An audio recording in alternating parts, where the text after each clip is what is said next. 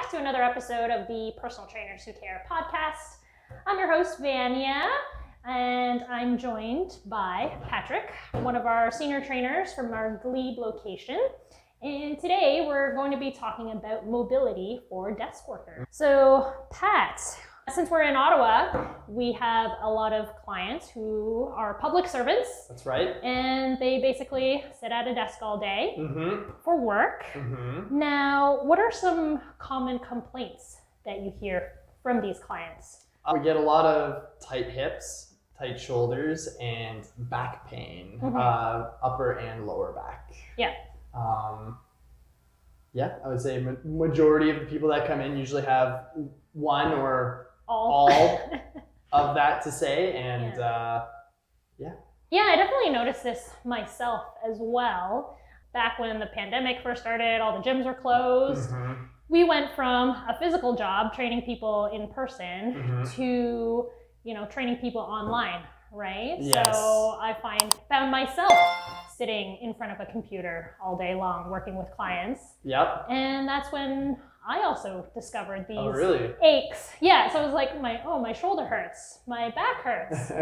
This is what clients have been complaining to me about for all these years. Yes, exactly. And what did you do personally that you found helped a lot? Just trying to figure out how to get more movement in, right? Because to combat those issues and from sitting all day, you have to do the opposite, which is basically to move. Yes. And well, that's a big thing, right? A lot of the time, not only are people usually work about 8 hours a day, and then they go home, and if they have young kids and stuff, they're running around for a few hours with them, but then afterwards they sit for another 4 to 6 hours afterwards. Yeah, in front of the TV, trying to wind down and all that. And people try and overcomplicate things. I agree. I agree, and one of the conversations I've had before on this podcast is how people treat health and wellness as like an on and off switch, and it's either I'm all in or I'm all out. And maybe adding just a little bit of extra spice into their lives can go a long way, as opposed to, like you said, overcomplicating something that could be just quite simply done. Yeah, and what is generally the first step for basically everybody who sits all day? That's super simple. Stand up, move. Probably go for a walk. Just get up from sitting and just walking. I guess I'm not surprised, but a lot of people who live close to the office and decide that, maybe I'll spend the extra 10 to 15 minutes walking to work as opposed to driving, makes a big difference for them. Do it with many things, but just like their overall stiffness and pain for joints. I think I've said it many times before as well, but walking is super underrated. It is very underrated, and I look for excuses to make things more complicated, more difficult for myself, and walk places as opposed to drive. So in order to combat some of these issues, our job as personal trainers is to, number one, get our clients moving. And then number two, hopefully help them improve their mobility, flexibility, or range of motion, depending on what kind of limitations that they may have from sitting all day. Now, I find that a lot of people kind of use the terms mobility and flexibility kind of interchangeably. Right? But there is a difference. There is a difference. So the difference between mobility and flexibility is active range of motion, and flexibility is your passive range of motion, which is the potential on how far a joint can move. So a common flexibility stretch for your chest is the door frame stretch or the pec stretch, where you put your arms up and then you push into the door and you push as far as you can.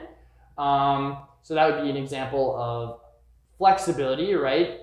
Using a door to push your arms back as far as you can. Whereas using the same stretch as an example, mobility would be putting your arm up and pulling your arm as far back as you can, just as a simple explanation. So mobility, you want to think more as kind of strength or control over how your joint moves, and flexibility is its maximum potential with any help that it can get. Mm-hmm. So depending on whether our client is lacking in flexibility or mobility, that kind of changes what we do with their. That is correct. And I actually want to also state that a lot of people, there's a mindset now in the fitness industry that flexibility isn't important. And I respectfully disagree. It all depends on the client. One of the best analogies that I've ever gotten for flexibility and mobility is, imagine you wanted to build a new house, okay, and you bought a plot of land, okay. The plot of land that you build the house on is flexibility, right? And the actual house is mobility, right? Yeah. So hypothetically speaking, the bigger the plot of land, the bigger the house you can build, right? So you're only mobile in what you're potentially flexible in. I guess that would be a way to think about it. Yeah. Yeah. Yeah. So mobility is the range of motion where you can actively control. Correct. But if you have little range of motion because you're not flexible, you're not going to be able to, actively control outside of that. Correct. Yes. So how would people know whether they have a flexibility issue or a mobility issue? Get assessed. That would be the easiest thing to do, whether it be from one of your wonderful fitness professionals at Freeform Fitness or, physiotherapist that, you trust, or any other rehabilitation person. For yourself, what are some things that you look for to know whether or not the client that you're seeing needs to be more flexible or they just need more strength and control with their mobility? Right.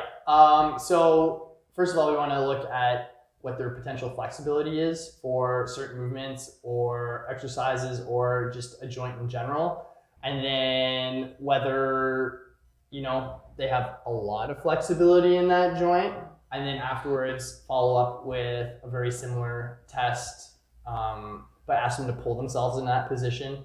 So like, as an example, if I were just here on my desk, at the desk, and I was like, oh, what's the external rotation potential of my shoulder, pushing myself as far as I can into that position. As you can see, like maybe my shoulder's hiking up a little bit, but my arm's coming all the way up here, but then resetting the task and being like, okay, now where can I pull myself into that position? And just as an example alone on that camera, right? This is my mobility potential of external rotation of my shoulder, but then if I push, I can go that much further, right? So things like that are a simple way that you can get it assessed. You can do the same thing, but then apply it to like a squat or like a hip hinge or something like that as well. Yeah. So in that example there, you were flexible enough to get to a certain point, but then actively you couldn't get there by yourself. So for you would want to work on your active mobility. Yes, for that specific. Yeah. Yes. If that was something that I felt like I needed to improve upon, which is another whole another whole thing to go can down. of worms. Yes. Yeah. Because I find that people like to fix problems that may not exist. Yeah, like training mobility or flexibility just for the sake of it sometimes isn't really productive, and it's good to ask the question, is that something that I need? Yeah. Because if not, do something else. Yeah, exactly. Yeah. So let's say, somebody needs to improve their flexibility. What does that look like? What would they need to do more of? Okay, so this is my opinion, and this is what I understand based on the science, and someone else might have a different interpretation of what the science is, but holding stretches in a long duration. All right. So. And when you say long. 2 minutes. Yes. Minimum. Anything under 2 minutes is not. It's better than nothing. But if you want to improve your flexibility, you need to sit in that position, relaxed, which is also key to improve your flexibility. Right. Have you ever seen somebody stretching, and while they're stretching and they're holding, again in that end position, they're shaking like this? That's not going to improve your flexibility, okay? Because you're not relaxed.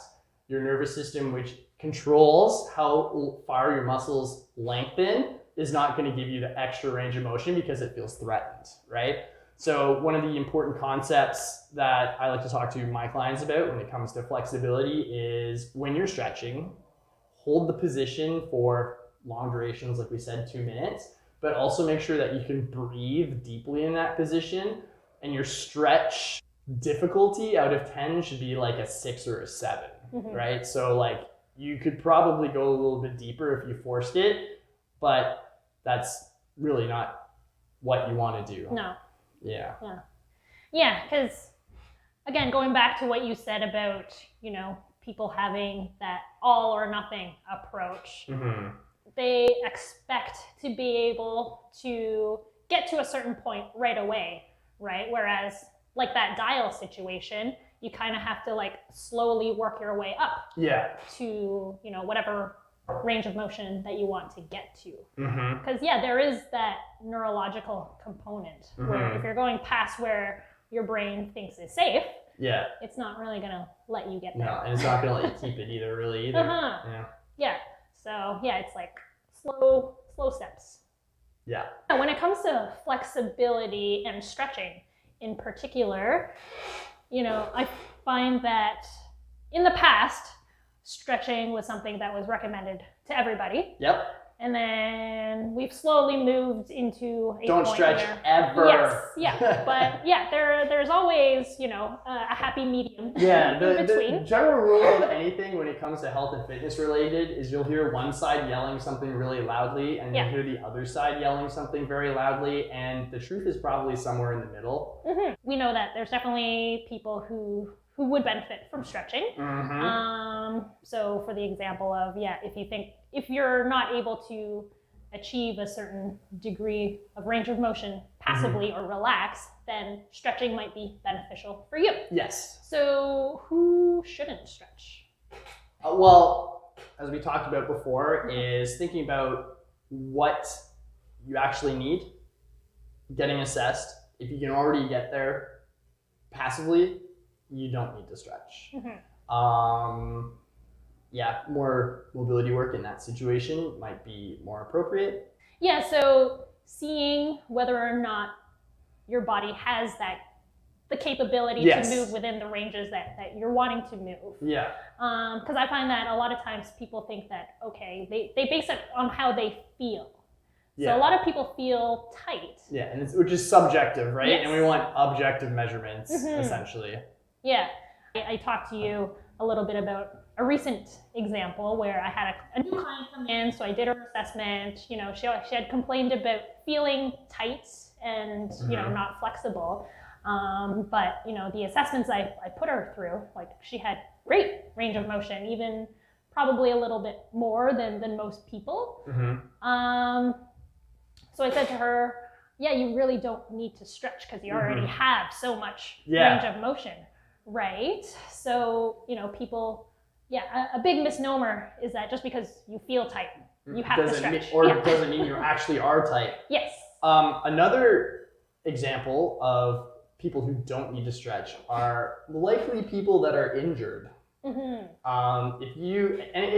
kind of counterproductive because as somebody who has been injured before, you hurt yourself and you're like, oh, this could feel so much better if I stretch it, right? That's your first intuition of doing something, right? And you know, as you do it, it does feel better, right? And it could be just that if you're stretching appropriately, your nervous system is calming down, which, you know, kind of helps everything just feel a little bit better. But especially if you have a tendon injury or if you have torn a muscle, stretching can make it worse, right? So one of my more general recommendations that I work with clients these days who may have had an injury is stop stretching for now. Get assessed, see if it's something that actually needs to be stretched. Because a lot of the time, if it's a tendon or a muscle, putting some actual mild tension into it via mobility or strength training is probably a little bit more productive in helping it recover than stretching. Yeah, and then after it's recovered and you need to improve your flexibility, that's when you stretch. And it's never a blanket statement of never do this, always do that. There's a lot of nuance. Yes. Yeah, and there's, it's situational as well. So if you're injured, like temporarily, depending on the injury, maybe stretching is not the best idea. So frustrating. Yes. Yes. And and I get it, because like you said, a lot of times stretching makes people feel good at the time. And, they mistaken that good feeling for, having done something productive. Yeah. But there's a lot of different reasons why it could make them feel better. But over the longer term, it's not necessarily doing what they may think it could be doing. So we've gone over stretching, flexibility. Now, for somebody who wants to improve their mobility, what does that look like? And what would they need to work on? Well, what's very interesting is mobility training can look very, very similar to strength training. Yes. Right? It's loading your joints or your muscles appropriately within the range of motion that you want to get stronger in, right? So mobility training can vary anywhere from, an isolated working on holding a dumbbell or a cable, going like this, like just external rotation of the shoulder, to even just like a bench press, right? But making sure that you're actively pulling yourself into positions as opposed to letting gravity do all the work. So using the bench press as an example, a lot of times people, when they're trying to build muscle or get stronger, they're kind of just like constantly slapping on more and more and more weight. And if you don't have the strength to control that amount of weight, what does that generally look like? Well, usually the bar or the dumbbells get stuck at the bottom. Or the range of motion gets shorter. Yes, or the range of motion gets shorter too. Yes. So if you want to improve your mobility throughout your full capable range of motion, you want to make sure that you're able to lift whatever weight that you're lifting. And you only get stronger in range of motions that you train. Yes, exactly. If you're only benching a certain amount of weight from here to here, you're going to get stronger in this. But maybe 5 degrees to either side, but exactly. But the second you need to lift that weight down here, that's where the issues happen. Yeah, and then if you don't have that work capacity, that's usually when injuries happen, right? So train your range of motion with the appropriate weight, and don't lift with your ego, please. Yes, exactly. So we've talked about flexibility and how generally stretching is helpful in potentially improving your flexibility. And with mobility, generally it's like a strength and being able to control throughout that range of motion issue. So now, Pat, in a couple weeks, you're going to be leading a workshop to help desk workers improve their mobility. Right here in the Glebe. Yes, at the Glebe. So what kind of things will you be covering in terms of helping people understand how to, move better? Well, like at the beginning of the podcast, we're going to talk about common ailments that people who sit at a desk might face. So we talked about shoulders, back, hips. We're going to talk about what could potentially be stopping people from achieving the range of motion or flexibility that they require. So that can be a lot of different things, right? It could be just not moving, or it could be an actual physical limitation. I want to talk about internal and external training, and how both can be beneficial. What do you mean by that? So internal training means using your own nervous system in order to train the range of motion, and external training is like using a dumbbell or a cable or some kind of exercise piece of equipment.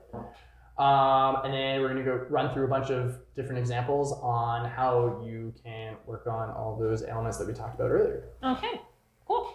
So so people can expect to come in, learn a few things, but actually move as well. Yeah, exactly. We, as we talked about earlier, we sit a lot and we don't move a lot, and we want people to move. right? So hopefully there's very minimal sitting and talking, and there's going to be a lot more moving and doing. I'll be here to answer questions that anybody has. I like answering questions. Yeah, because it wouldn't make sense to have a mobility workshop and have people just sit all day. And I want people to walk away with a plan of attack, okay? So I don't want you guys to walk away with thinking, oh yeah, that's some good information. I want you guys to walk away with something that's like, that's something that I can apply to my life tomorrow. Yeah. Yeah, or this afternoon even. Right? Yeah, because you said that, with what you just use, internal and external training. So all the internal stuff, you don't really need equipment to be able to do that. No. And you know what? There's a big argument to be made that for mobility purposes, being really good at internal training is probably better for you than starting with external training. Yeah. Can I leave you with a question, Vanya, or ask you a question before we finish up? What's your favorite stretch, or what stretch do you like? Do you feel like you get the most out of right now? For me, I don't do a lot of stretching. Okay. See that? Vanya doesn't need to do a lot of stretching. No. So for me, I try not to overcomplicate my own training as well. So I don't spend, or I try not to spend a ton of time doing unnecessary work. So in terms of, what I want my body to do. So I play soccer recreationally. I've started playing golf recently, and just being physically fit enough to be able to move heavy weights around when I'm training my clients. I'm able to, I have the proper mobility and flexibility to do all of that. Right now, especially after having taken like a month off from being on vacation, I have very little strength now. So it's just rebuilding my strength so that I can, properly control those ranges of motion that I have and need. So for example, right after my vacation, the very next day, I went to play golf. Okay. And for the past couple of weeks, my neck has not been happy. Oh, interesting. Yes. So probably going to play golf right after 24 hours of travel and very little sleep, and not having done any, exercise or strength training for a month was not the best idea. But sometimes you do things and you just have to live with the consequences. But I knew why I was in pain, and it was something that I could deal with. And it's better now. I played golf yesterday and my neck feels fine. So that's good. I'm glad. I hope you played well. Can you really play well in golf? I don't want to answer that question. No. I just started playing last year, to be fair. Okay. So there's a lot of up and downs. So you're just happy with being out there. Yeah, exactly. Well, thanks for sitting down with me today, Pat. No problem. Hopefully we've given people a good general idea of what mobility training is and how to improve their mobility and flexibility overall, depending on what your needs are. So if you want to learn more and get that plan of attack from Pat, make sure you stop by the Glebe location on, what's the date? June 24th, I think? So make sure you stop by at the Glebe, where Pat's going to be hosting a mobility workshop on June 24th. And leave us a comment if there's any other topics that you would like us to talk about on this podcast. Or even at the workshop. Yeah, exactly. So thanks again, and we'll see you next time. Bye.